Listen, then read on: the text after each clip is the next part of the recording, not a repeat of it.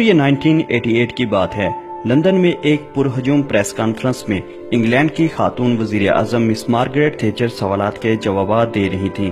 ایک صحافی نے سوال کیا، میڈم رشین فیڈریشن یعنی روس تو ٹوٹ گیا ہے، اب یقینی نیٹو ختم کر دی جائے گی؟ مس مارگریٹ تھیچر نے جواب دیا، نہیں، اسلام ابھی باقی ہے۔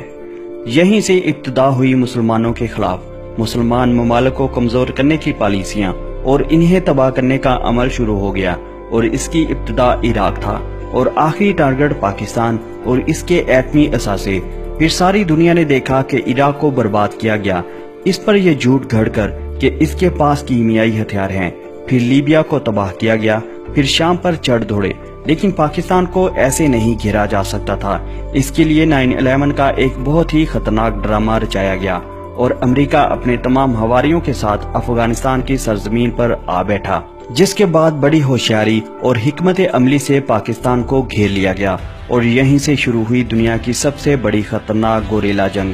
اس جنگ میں ہماری سیاسی قیادت نے نہایت ہی بھیانک کردار ادا کیا۔ بلیک واٹر کے دہشت گردوں کو امریکہ سے اور دبئی سے براہ راست ویزے جاری کیے گئے۔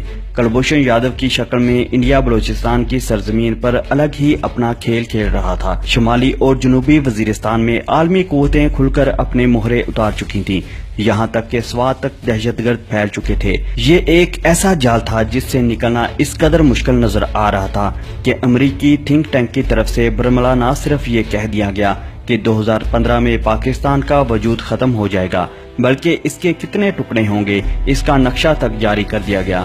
حالات اس سے بھی کہیں آگے جا چکے تھے۔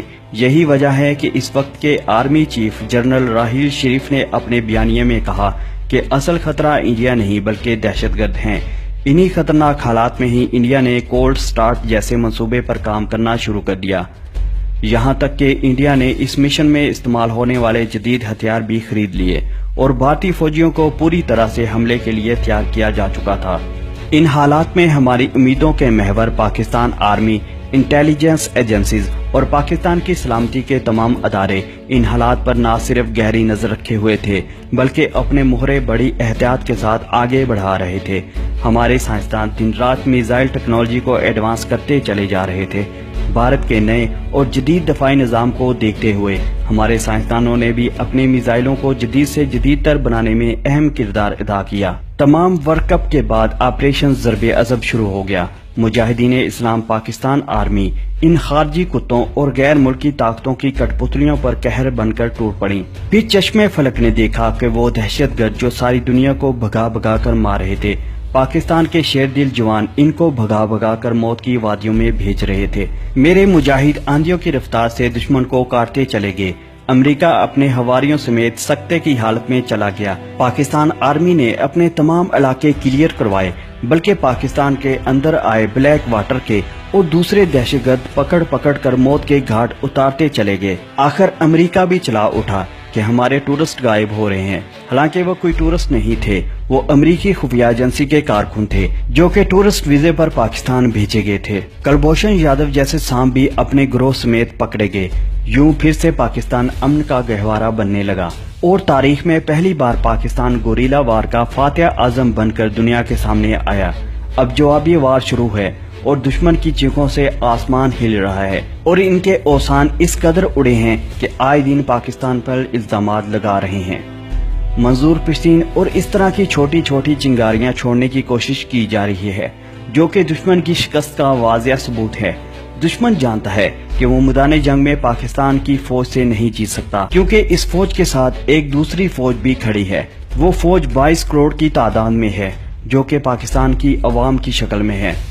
لہٰذا دشمن ایک دوسری جنگ چھیڑ چکا ہے، جو کہ سوشل میڈیا کے ذریعے ذہنوں میں لڑی جاتی ہے، مگر دشمن نہیں جانتا کہ پاکستان کی عوام کے ذہنوں میں منظور پشتین جیسے لوگوں کے ذریعے اپنی فوج کے لیے نفرت نہیں بھری جا سکتی۔ آج ہر اس پاکستانی نے ایک اہم کردار ادا کیا ہے اور منظور پشتین کے اس ڈرامے کو محض ایک ڈرامہ قرار دیا ہے۔ یہی وجہ ہے کہ لوگوں کو علم ہونے لگا ہے کہ منظور پشتین جھوٹا انسان ہے، لیکن لوگوں نے اس کے جلسے میں جانا چھوڑ دیا ہے۔ منظور پشتین کے اس خطرناک ڈرامے کو ناکام بنانے میں ان پاکستانیوں کا اہم کردار ہے جو سوشل میڈیا پر، چاہے وہ فیس بک یا ٹویٹر یا یوٹیوب ہو، پاکستانیوں نے یہ جنگ اپنے کمنٹس اور لائکس کی صورت میں لڑی۔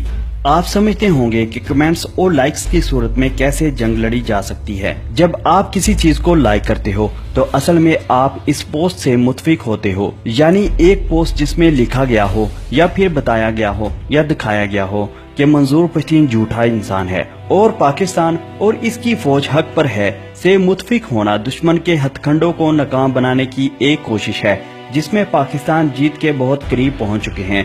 अपने किए गए कमेंट्स और लाइक्स को मामूली मत समझें, क्योंकि ये एक ऐसा हथियार है जो 5वीं नस्ल की यानी जहनों में लड़ी जाने वाली जंग में इस्तेमाल होता है। पाक आर्मी जिंदाबाद, पाकिस्तान पाइंदाबाद। हमें अपना फीडबैक